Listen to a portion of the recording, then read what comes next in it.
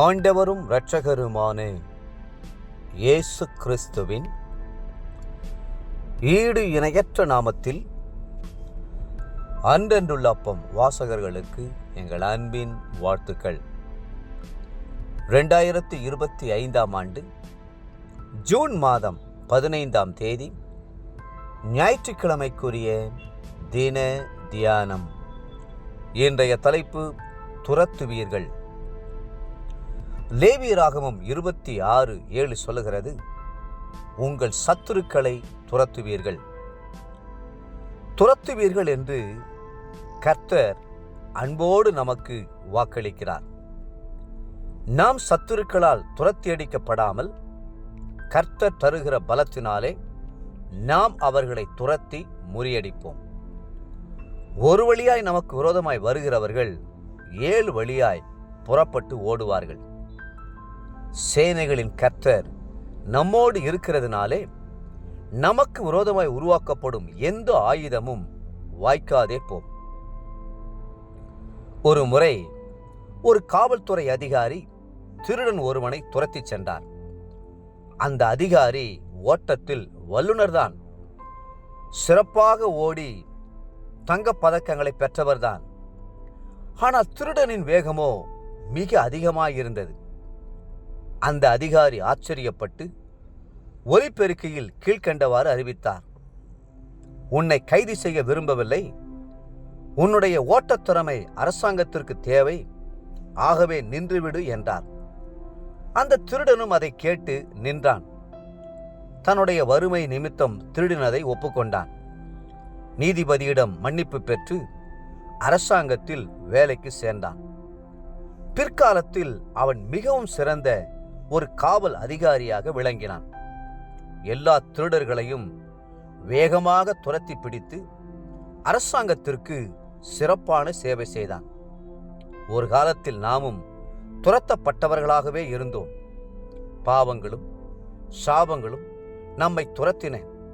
உள்ளுணர்வும் மனசாட்சியும் நம்மை துரத்தின. நோய்களும் வியாதிகளும் நம்மை துரத்தின. சோதனைகளும் பில்லி சூனியங்களும் நம்மை துரத்தின. வறுமையும் போராட்டமும் நம்மை துரத்தின. ஆனால் ஒரு நாள் இயேசு கிறிஸ்து நம்மை சந்தித்தார். துரத்தப்பட்டு கொண்டிருந்த நமக்கு அவரே அடைக்கலமும் பலமுமானார்.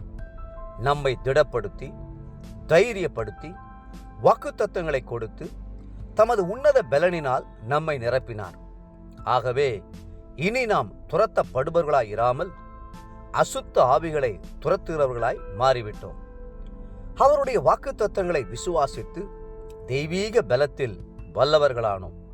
இன்னைக்கு ஆண்டவர் நம்மை பார்த்து, உங்கள் சத்துருக்களை துரத்துவீர்கள், அவர்கள் உங்கள் முன்பாக பட்டயத்தால் விழுவார்கள் என்று வாக்களித்திருக்கிறார். லேவியராகமம் 26:7. எகிப்திலே வாழ்ந்த இஸ்ரவேலரை அங்குள்ள ஆலோட்டிகள் துரத்தினார்கள், அடிமைகளாக்கி வேலை வாங்கினார்கள். அவர்களுடைய ஜீவனெல்லாம் கசப்பாகும்படி கடுமையாய் நடத்தினார்கள். ஆனால் கர்த்தரோ இஸ்ரவேலர் மேல் மனதுருகினார். எகிப்தின் அடிமைத்தனத்திலிருந்து விடுதலையாக்கி வனாந்திரத்திற்கு கொண்டு வந்தார். அங்கே அவர்களை பலசாலிகளாக்க தீர்மானித்தார். சாதாரண உணவை கொடுக்காமல் தேவ தூதர்களின் உணவான வானத்து மன்னாவை கொடுத்தார். வனாந்தரத்திலே நடக்கச் செய்து அந்த பயிற்சியினால் காண்டாமிருகத்துக்கு ஒத்த பலன் உள்ளவர்களாக்கினார். தேவ பிள்ளைகளே, இன்று உங்களுக்கு விரோதமாக பல ஆவிகள் போராடலாம், பல சத்துருக்கள் எழும்பலாம். கர்த்தர் உங்களை பலத்தால் இடைக்கட்டி உங்கள் சத்துருக்களை உங்களுக்கு முன் நின்று துரத்தி விடுவார். உங்கள் சத்துருக்களின் மேல் அவர் உங்களுக்கு ஜெயம் கொடுப்பார். பலம் கொண்டு திடமனதாயிருங்கள். இன்றைய நினைவிற்கு யாக்கோபு 4:7. ஆகையால் தேவனுக்கு கீழ்ப்படிந்திருங்கள், பிசாசுக்கு எதிர்த்து நில்லுங்கள், அப்பொழுது அவன் உங்களை விட்டு ஓடிப்போவான்.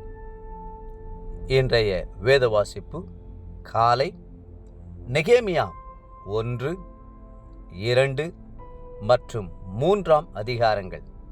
மாலை அப்போஸ்தலருடைய நடபடிகள் 2 அதிகாரம் 1 21 முடிய.